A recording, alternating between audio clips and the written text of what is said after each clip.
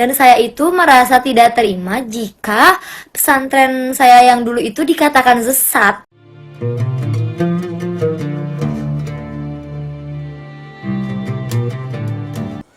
Assalamualaikum warahmatullahi wabarakatuh. Jumpa lagi dengan saya Sukmahadi Al-Mandari.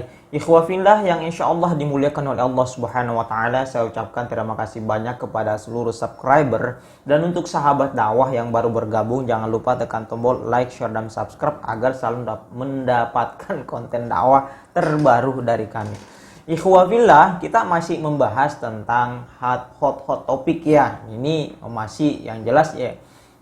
Ada kaitannya dengan Islam. Dalam hal ini adalah Pondok Pesantren Al-Zaitun yang kontroversi, di mana mazhabnya Panji Gumilang, pimpinannya mengaku bermazhab Bung Karno, kemudian mencampur adukan laki-laki dan perempuan dalam sholat, kemudian merenggangkan sholat, kemudian boleh khotib Jumat untuk perempuan. Nah, ini kontroversi ya. Baik, ini ada video ya, dan dengan adanya banyaknya kontroversi, banyak yang mengatakan bahwa pondok pesantren ini aneh ya, bahkan maaf ada yang mengatakan sesat ya.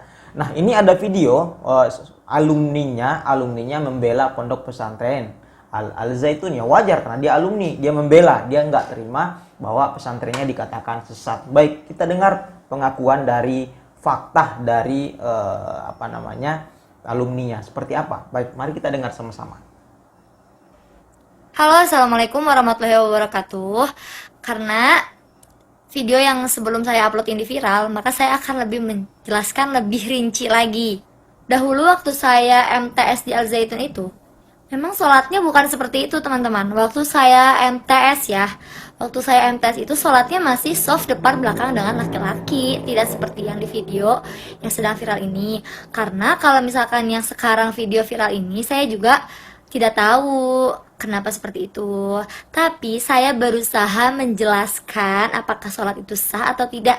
Saya berusaha menjelaskan kalau sholat itu bisa sah, karena itu tidak mengubah tata cara sholatnya, tidak mengubah pelafalan sholatnya. Dan saya itu merasa tidak terima jika pesantren saya yang dulu itu dikatakan sesat. Sesat ya guys. Oke, baik dari aliran atau ajaran dari agama, segi agama. Kita tidak pernah diajarkan untuk hal-hal yang tidak senonoh atau hal-hal yang melenceng dari agama. Seperti ibaratnya sholat memakai batu, sholat dengan gerakannya tidak sama seperti sholat-sholat sebelumnya gitu kan. Saya tidak pernah diajarkan seperti itu selama di sana. Sholat kami masih sama seperti yang kami lakukan saat kami di rumah. Hanya saja memang yang membedakan itu di amalan-amalan yang lain seperti kunut. Kami memang tidak ada kunut di sono. Di Al-Zaitun kami memang tidak memakai kunut. Dan mungkin tambahan bagi warga NU, pasti di sana di NU itu pasti ada istilahnya marhabanan. Nah, di Al-Zaitun itu tidak diadakan marhabanan. Dan perlu diingatkan lagi kembali, kalau di Al-Zaitun itu universal. Jadi kita itu tidak bertumpu pada satu aliran atau satu organisasi. Jadi di sono itu, kalau misalkan kita dari rumahnya penganut NU, kalau kita dari rumahnya penganut Muhammadiyah, ingin mengamalkan itu di sana ya terserah. Silahkan, dipersilahkan, tidak akan diolok atau tidak akan diberhentikan. Nah, kalau misalkan ada yang ngomong pesantren ini sesat, mungkin kalau pesantren ini sesat itu sudah diberhentikan dari sejak dulu-dulu ya. Sudah diberhentikan sejak tahun-tahun beberapa, mungkin dari tahun-tahun yang lalu itu pasti ada aja pengomentar atau mengkritik, nih pesantren Al-Zaitun nih jelek nih, ini gak bagus nih, ini sesat nih gitu kan. Kalau memang benar sesat, udah dari dulu diberhentiin say. Dari dulu udah gak bakal didiriin say. Kalau misalkan emang benar-benar sesat, oke? Jadi kalau emang benar-benar masih kepo nih sama pesantren Al-Zaitun nih, mending datang aja deh langsung ke Al-Zaitun. Tanya deh sama syekhnya, Syekh kenapa ini seperti ini? Syekh kenapa seperti ini, oke? Kalau misalkan kalian masih kepo, silahkan datang ke Al-Zaitun langsung. Dan lihat secara benar, lihat secara mata kalian sendiri deh, gimana sih? Baik, ada beberapa hal yang perlu kita komentari ya dalam video tadi itu. Tapi sebelum kita ke poinnya, ya kita akan komentari per video ya. Ya, di awal dia ingin menjelaskan ke umat Islam secara detail, terperinci ya, Harusnya dia itu membacakan dalil, pendapatnya Al-Quran, hadis, qiyas, ijma, misalkan ya. Sekarang pertanyaannya adalah pendapat ulama mana yang membolehkan campur aduk laki-laki dalam satu shaf, dalam sholat ya. Ya, yang saya tahu bahwa itu hukumnya makruh, bahkan cenderung batal. Silakan baca dalil-dalil dalam kitab-kitab Sahih Bukhari, Sahih Muslim. Dan harusnya dia pendapat ulama mana yang membolehkan ini sholatnya renggang, ya nggak ada. Saya sudah bahas di konten sebelumnya, dalilnya dalam surah Al-Mujadalah 11 itu nggak tepat. Dia syekhnya mengutip surah Al-Mujadalah ayat 11 itu nggak tepat. Tafassahu di situ bukan berarti renggang, ya. Ada keperintah dalam hadis bahwa kita harus merenggangkan shaf, ya, dalam sholat. Nggak ada, ya. Nggak ada perintah dari Nabi Muhammad SAW. Harusnya ya dia bacakan hadis, tapi nggak ada sama sekali, tanpa dalil. Malah dia ini tadi melakukan pembelaan, membabi buta. Dalam pembelaannya nggak ada dalil sama sekali. Baik, mari kita tanggapin videonya satu persatu ya. Baik, yang pertama, mari kita dengar videonya, baru kita tanggapin. Dahulu waktu saya MTS di Al Zaitun itu, memang sholatnya bukan seperti itu teman-teman. Waktu saya MTS itu sholatnya masih soft depan belakang dengan laki-laki, tidak seperti yang di video yang sedang viral ini. Karena kalau misalkan yang sekarang video viral ini, saya juga tidak tahu kenapa seperti itu. Tapi saya berusaha menjelaskan apakah sholat itu sah atau tidak. Saya berusaha menjelaskan kalau sholat itu bisa sah, karena itu tidak mengubah tata cara sholatnya, tidak mengubah pelafalan sholatnya. Baik, yang pertama, inilah saudari kita ya yang mencoba berkomentar, ya meluruskan ya, kata dia klarifikasi. Tapi dia ini nggak paham apa yang dipermasalahkan oleh publik ya, masyarakat Indonesia secara umum ya. Bukan masalah batal dan tidaknya, menurut saya ya, ini bukan masalah batal dan tidaknya.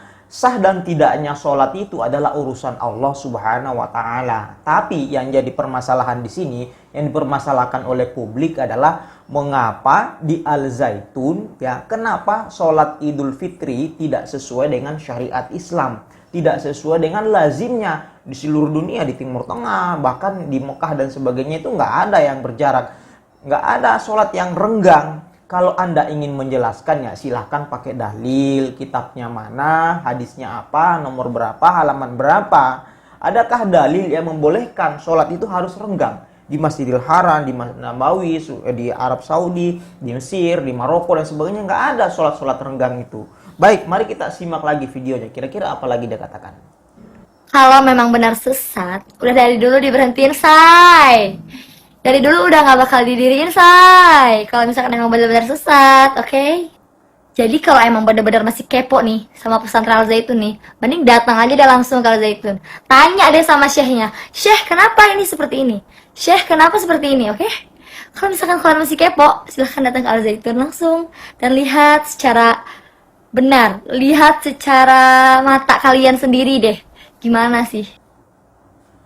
Baik, saudari kita ini menyuruh kita datang langsung ke pondok pesantren Al Zaitun dan tanya langsung kepada syekhnya, kepada Bapak Panji Gumilang. Nah, kemarin itu Bapak Panji Gumilang sudah bertemu dengan pihak Kementerian Agama Indramayu. Ya, ini bertemu langsung dengan Bapak Panji Gumilang. Dan setelah pertemuan itu, ya Anda sudah bisa menilai ya, kemarin hasilnya seperti apa. Bahwa Kementerian Agama malah pelongok-pelongok di situ, diceramain oleh Bapak Panji Gumilang. Hasilnya seperti apa antara Bapak Panji Gumilang dengan Kemenak? Anda sudah bisa menilai hasilnya. Sudah beredar di berbagai macam media. Apalagi kita sebagai orang biasa, kita bukan Kemenak, bukan Syekh ya, datang ke Al Zaitun, bertanya langsung kira-kira hasilnya seperti apa. Ya sudah bisa kita ketahui. Baik, kita lanjut lagi, kira-kira apa yang dia katakan.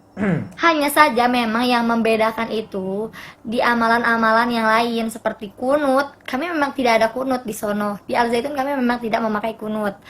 Baik, untuk masalah ini tidak masalah ya, masalah kunut apa enggak itu wajar, masing-masing ada dalilnya. Masalah firqah-firqah yang kunut dan enggak itu enggak masalah. Yang dipermasalahkan oleh publik itu adalah kenapa sholat Idul Fitrinya tidak sesuai dengan syariat Islam dan tidak ada hadis Nabi yang menjelaskan harus renggang ya.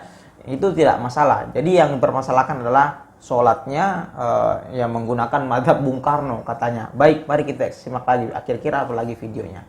Nah, kalau misalkan ada yang ngomong pesantren ini sesat, mungkin kalau pesantren ini sesat itu sudah diberhentikan dari sejak dulu-dulu ya. Sudah diberhentikan sejak tahun-tahun beberapa, mungkin dari tahun-tahun yang lalu itu pasti ada aja pengomentar atau mengkritik nih pesantren Al Zaitun nih jelek nih, ini gak bagus nih, ini sesat nih gitu kan. Baik, untuk poin keempat, ya itulah saudari kita ini ya, mungkin dia menutup mata ya bahwa dari dulu Al Zaitun itu selalu mengundang kontroversi ya. Contohnya misalkan Syekh Panji Gumilang itu pernah dilaporkan tindak pencabulan, walaupun itu kasusnya ditutup ya. Siapa yang melaporkan? Yang melaporkan itu adalah pegawainya sendiri ya pada saat itu. Nah, terus masalah NII ini sudah isunya sudah sangat melekat dengan Al Zaitun. Apakah saudari kita ini itu cuman isu ya? Saya sekali lagi isu yang beredar. Apakah saudari kita ini tidak tahu atau menutup mata dengan isu tersebut ya? Belum lagi isu-isu lainnya seperti nyinyiran-nyinyiran Saifuddin Ibrahim yang murtad kemudian menjadi pendeta. Saifuddin Ibrahim ini sekedar informasi, menurutnya pernah menjadi pendeta di Ponpes Al Zaitun ini. Baik, saya kira ini tanggapan saya untuk video saudari kita tadi itu bukan untuk membuli, bukan untuk ini. Kita tetap berteman, bersahabat, bersaudara karena kita sebangsa setanah air dan masih sama-sama muslim. Ini hanya sharing. Adapun silakan kalau pengen berkomentar lain silakan komentar di bawah ya. Seperti apa tanggapan Anda semua silakan. Tapi kita doakan yang mudah-mudahan Ponpes Al Zaitun selalu kembali menyiarkan agama-agama Islam sebagaimana mestinya seperti saudara kita juga tadi. Baik, saya kira seperti itu ya. Jangan lupa like, share, dan subscribe. Wabillahi taufiq wal hidayah. Assalamualaikum warahmatullahi wabarakatuh.